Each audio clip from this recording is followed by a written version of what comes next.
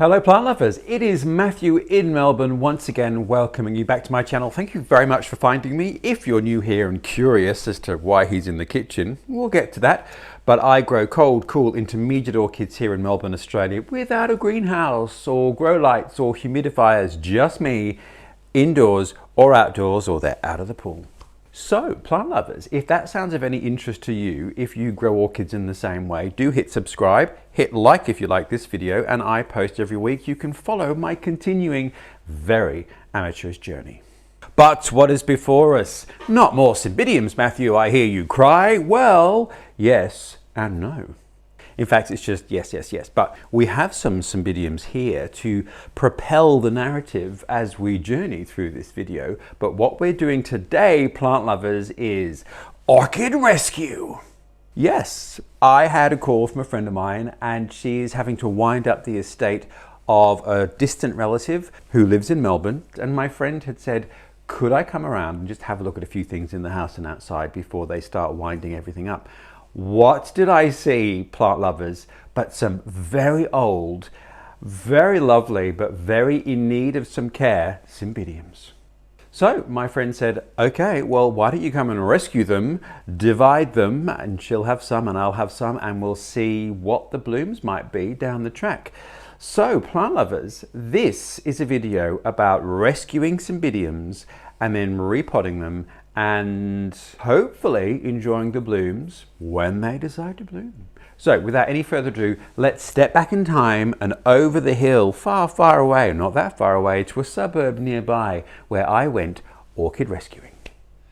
So here I am in my friend's relative's wonderfully manicured garden. Look, there's the tennis court and there's some beautiful beds behind me. There are Cymbidiums afoot here, I have been told. And this is the type of house in Melbourne where you'll most likely find Cymbidiums in pots. So as we have to do our emergency orchid rescue, let's have a look. And in fact, we do not have to look very far because, ta-da, look here. Here is an ancient Cymbidium. Look at that root system in a broken pot. Now this one is very pot bound, and much as Cymbidiums love to be pot bound, I think this one takes the cake. And there are no flower spikes on it, but there is a new growth coming. So I am actually going to give it a go at repotting that. It's in quite a dire strait and I don't think it's going to do it that much harm to repot it now. No spikes, so what we might just do is give it a fighting chance for spring. Just needs to be orchid rescued. Plant lovers, here we are on our Cymbidium quest, and ta-da! There we have a fabulous old Cymbidium plant. So, as you can see, that is one old plant. My goodness me. Look at all the old pseudobulbs in there, the few ones sort of on the edge that are sending out new growths, but look at that flower spike and look at that one. So what that means is that we will rescue this one, but I'm not going to divide it and repot it because it's in spike. And also it'd be good to see what the flowers are actually like. So we will plonk that one under a tree, let it do its thing, see what the flower's like, and then do a repot and a divide afterwards.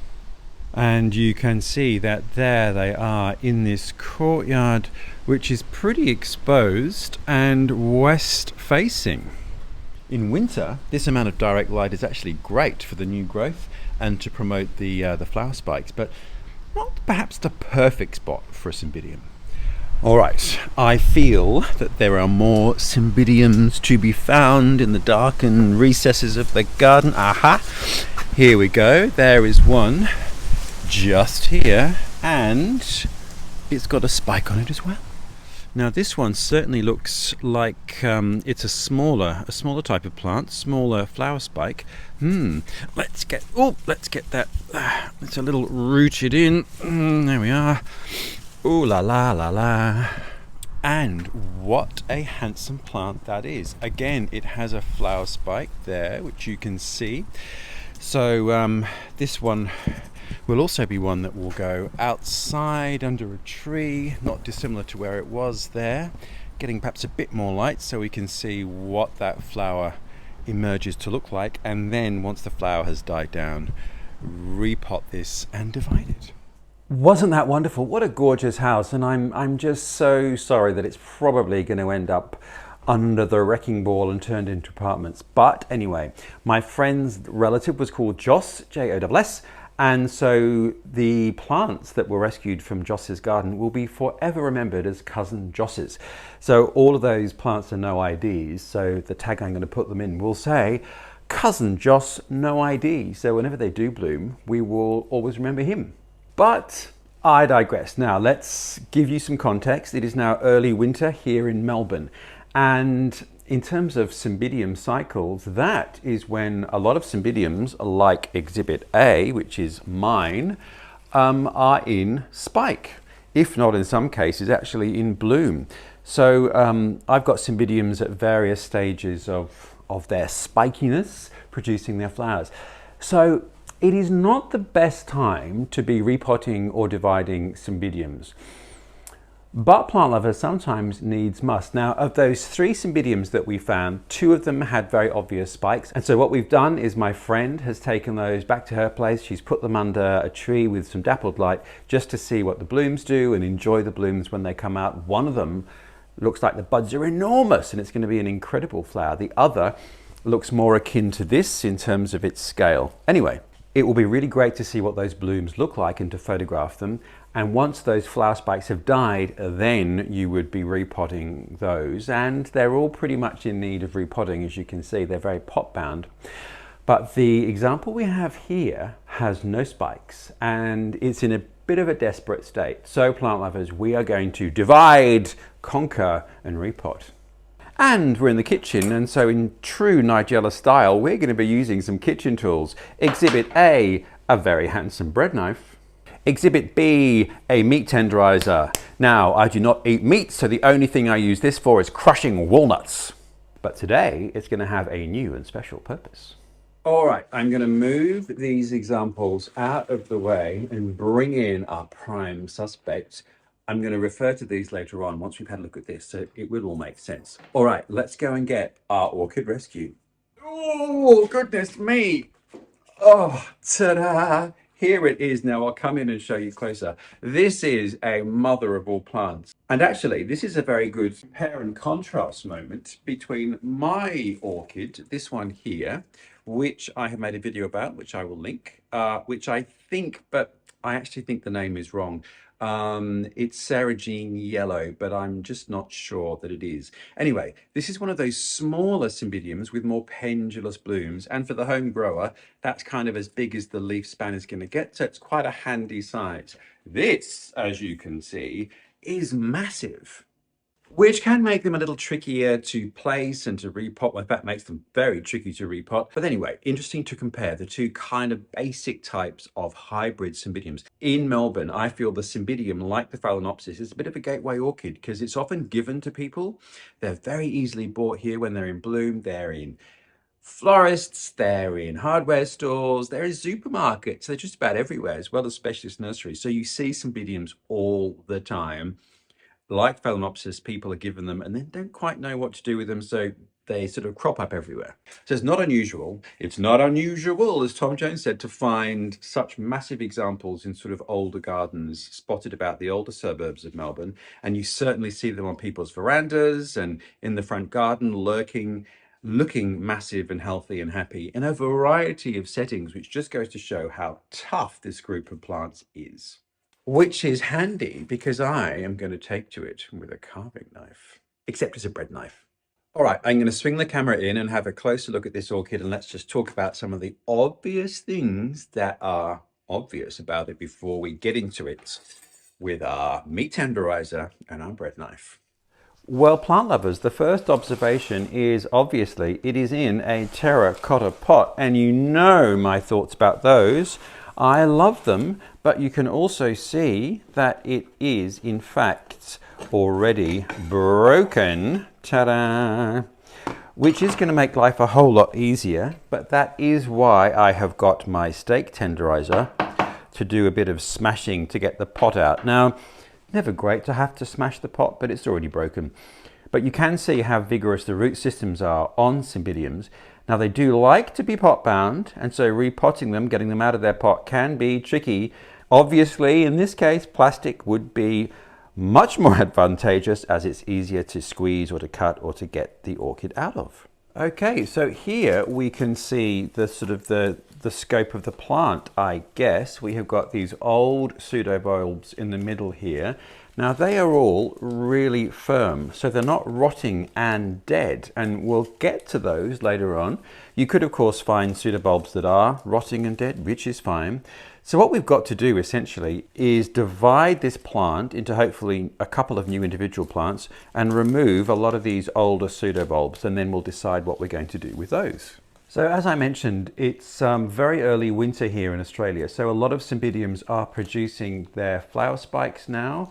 There's a dead spike here actually, but there are none on this particular plant, which is why I'm game to divide it right now, because there is nothing that we could damage or cause to stop growing. So what we can see here though is this is a new growth. So this is this year's new growth. Now that would hopefully mature over the next 12 months, and this time next year this is what's going to be producing our flower spike. And I think this bulb here hasn't bloomed either. So given half a chance and a bit of space, this one could also bloom. But anyway, the point is there are no spikes at the moment. If there were, I really wouldn't be potting it. Even in this state, I would just be leaving it outside to bloom, to finish its cycle, and then we would be having a go at it later in the season. Okay, a quick segue before we get into the chopping and smashing. So this is a seedling that I bought last year, and as you can see, it's got its first new growth here. So this will be is the first pseudobulb. This will be the second. And if we look at that older plant, you can then see that there's sort of a radial growth habit with these sorts of orchids. Now, I'll show you another one, which is about 5 years old, to give you an idea. But essentially, it can be pretty random as to where those new growths go. So when you're potting something quite small, you often kind of don't know which direction it's going to run, so it doesn't matter. Nonetheless, though, Cymbidiums do like to be pot bound, and they like to fill their pot within reason. This one obviously is making a run for it. That is also something to bear in mind. This seedling is perhaps a tiny bit over potted, but I'm a generous kind of guy. But anyway, just interesting to see, this is an orchid at the beginning of its journey, grown from a seedling, not from a division, and that is how it might end up. And so this is my other Cymbidium, which we've looked at before. Now this I again bought as a seedling, and it's probably now about 4 years old, into its 5th year.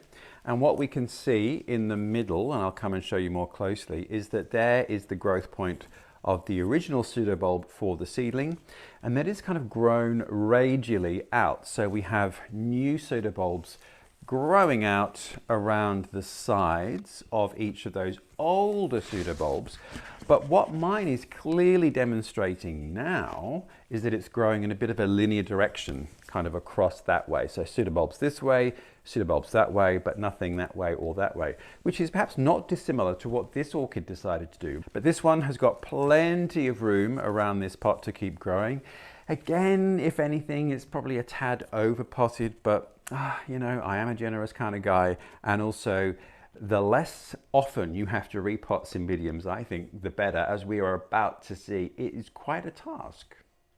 Okay, here's our meat tenderizing moment. I feel this is very American Psycho, smashing up and cutting up something in the kitchen. Anyway, so I'm just going to break the pot, which is kind of sad, but all of these little bits, by the way, you can then use as crocks in the bottom of other pots just to assist drainage. So I always keep such things.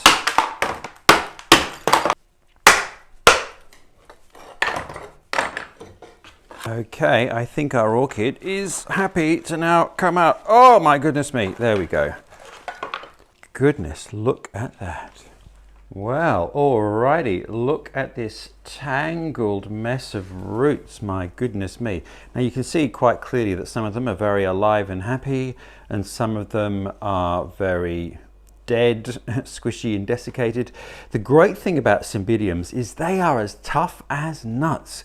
So obviously, trying not to damage any living roots for the sake of it, but you don't need to be super careful. You know, some orchids are very, very sensitive to their roots being damaged or disturbed, but Cymbidiums I find are as tough as nuts. So what I'm now going to have to do is literally chop this up, start to tear apart some of this mass, get a sense of where we can then start to divide the plant, and we are going to need our isopropyl alcohol and our very handsome bread knife to do that job. A little bit of alcohol, and there we go, just sterilizing and cleaning this knife. So particularly with plants that have come from elsewhere, but also with your own, always really good to sterilize your equipment before you use them. You can use obviously naked flame or alcohol or anything else that's sterile. Now I am going to cheat actually and take this outside to sort of separate it and divide it up because it's going to be quite messy. I'll film that for you and then we can come back and see what we're left with. Okay, let's have a look at this baby. Let's try and get some of the material out of it. Not much material, not much potting medium, and a lot of old roots. Okay, you know what? I am just going to go in for the chop. So I think I'm going to just cut it across here. So we kind of have one growth element over here and one over here.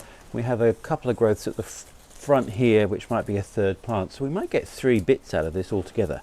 Let's go.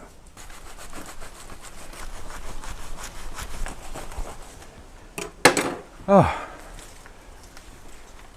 there we go. Goodness me. There we are. So there's not much root action, live root action in the middle there. There we are. There's one bit. Now what we can actually do is just check if there is anything going on. Ah, look. That could well be a spike actually. Oh well, hopefully if that's a flower spike we won't ruin its chance of maturing. If it's a new growth spike, all well and good. Okay, I'm just going to trim off some of these older back bulbs now. Now, aha, and I think in there we have a little spike of something, either a new growth point or a flower spike. It's always a good idea to retain sort of 4 to 5 pseudobulbs. So here I've got 1, 2, 3, 4 bulbs and some growths which may or may not be flower spikes or new growths. So this will make one plant. I'm just going to clean off some of these dead roots and we'll come back and look at that later. So here is a pseudobulb that I pulled off. Now as you can see, it's still alive, it's green, and you can still see how healthy it is from its rhizome. So we will pop these up because these are capable of producing new growths and giving you new plants. So we'll come back to these later. Now with this bit, I'm just going to take off some of these older back bulbs quite brutally like that, and actually I think just leave this as a single division as it is. What have we got? We've got 1, 2, 3, 4. Tricky. You might want to cut that in half, but then we're only going to have 3 bulbs. You know what? I am going to divide this in half, I think. Executive decision, Matthew. And look, it's seeming just to want to divide there, which makes logical sense. As you can see, that's kind of offering the place that it wants to separate. So there we go. Right, I'm going to clean all these up and then we'll go back and have a look at them.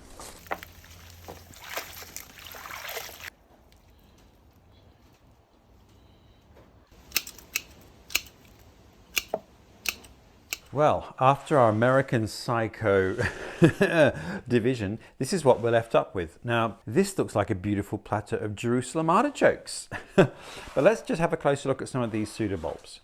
So these are the old pseudobulbs that aren't dead, as you can see, but had no greenery coming from them.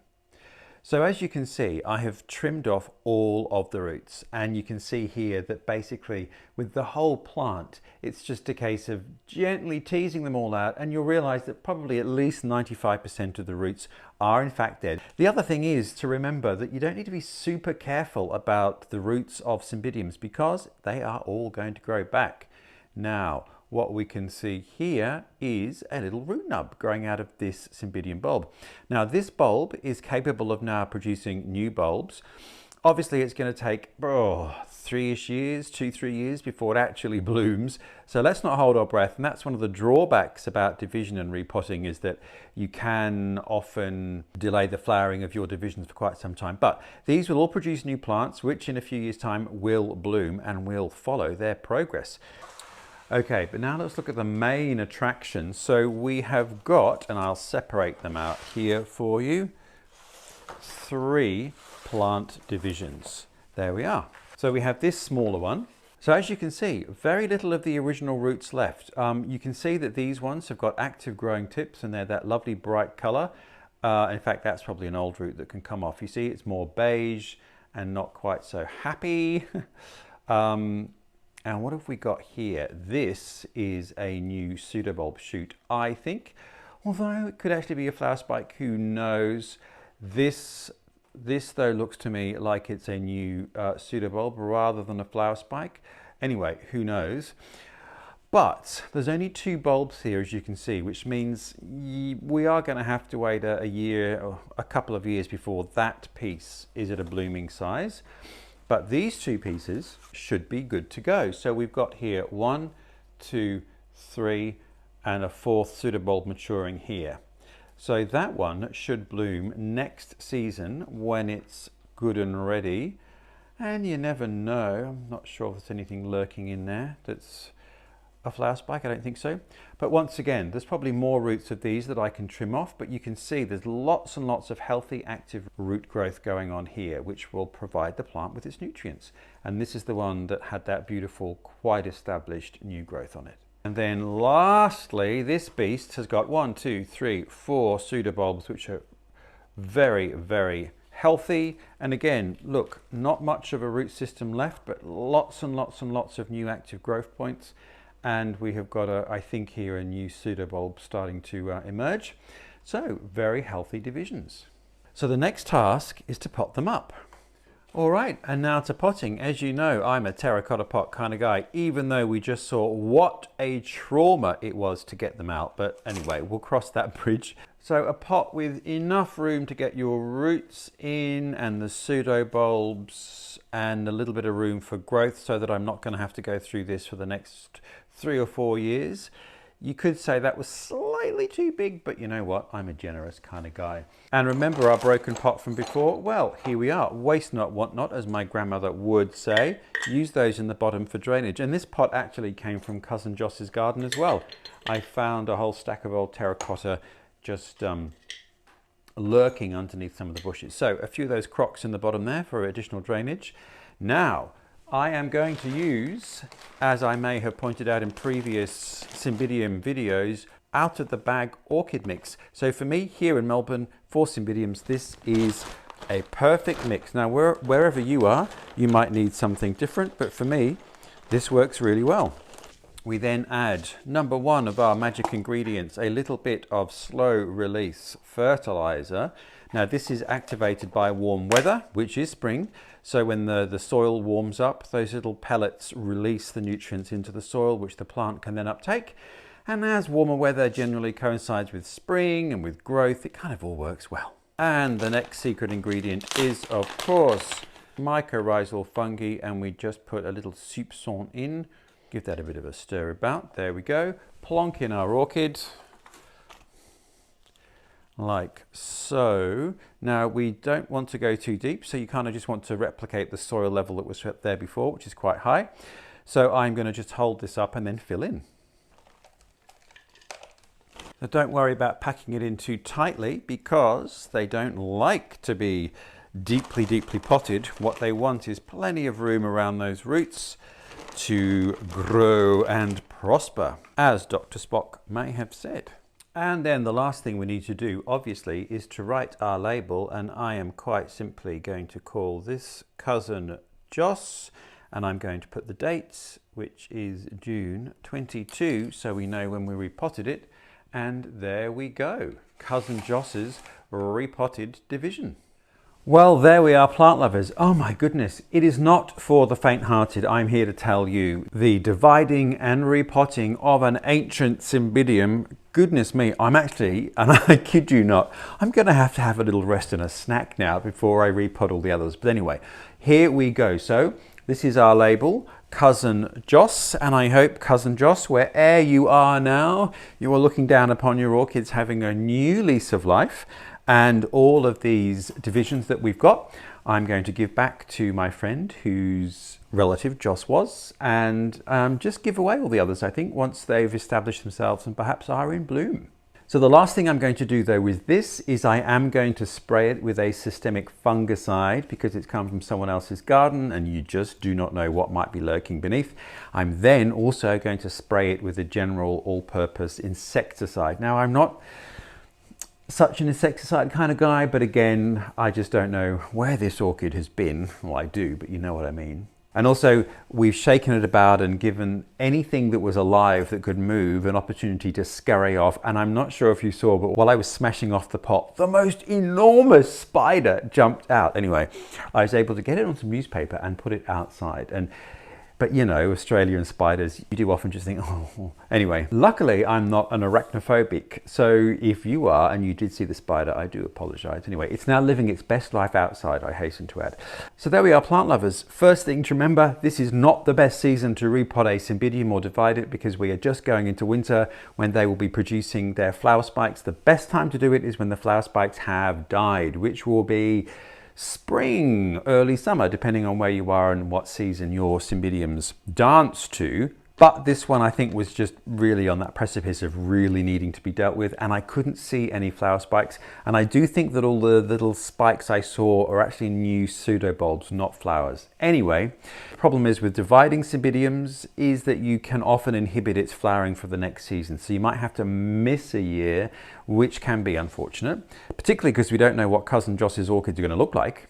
But I have then also seen massive Cymbidiums which have been divided and repotted have bloomed the successive seasons. So you never know. I guess it just depends how kind and generous your orchid is feeling. The other thing then obviously is with the roots. Now, Cymbidium new pseudobulbs have the most extraordinary capacity to produce new roots. And as you saw from those old pseudobulbs, which aren't dead, but they've just stopped leafing, most of the roots attached to those older parts of the plant have died and aren't doing anything. What is doing something is all the energy that's stored within that pseudobulb. So when you clear off those single pseudobulbs as we did and just repot them singly, you will get new roots and new growths coming along. So don't be afraid of a rootless Cymbidium as long as it's potted well and you keep it dry until the roots start to appear. Obviously, no roots, no water needed. You could cause rot if you water it too much when there are no roots. But with those rootless older pseudobulbs, you will get a new plant. Now this one, as we saw, has got active new root growth. So the other thing I will do is now water it with a diluted solution of a seaweed-based, it's a tonic really, I don't want to call it a fertilizer because it's not, it's a tonic. So anything of that nature. So it's just sort of, you know, settling in the medium, giving the roots something to go, ooh. It also activates that mycorrhizal fungi powder. It needs a bit of water just to sort of get its mojo on. So there we are. I'm going to have a quick snack and a lie down, pot up the other two divisions, pot up all those individual pseudobulbs without watering those in, and hopefully next season we will have a follow-up of Orchid Rescue with Cousin Joss's orchids and just see what they look like. But until then, plant lovers, thank you very much for finding me. Do hit subscribe. I post every week. If you like this, hit like. Why not? And I do look forward to seeing you next week with another continuing but very amateurish adventure on my orchid growing journey. So until then, take care. See you next week.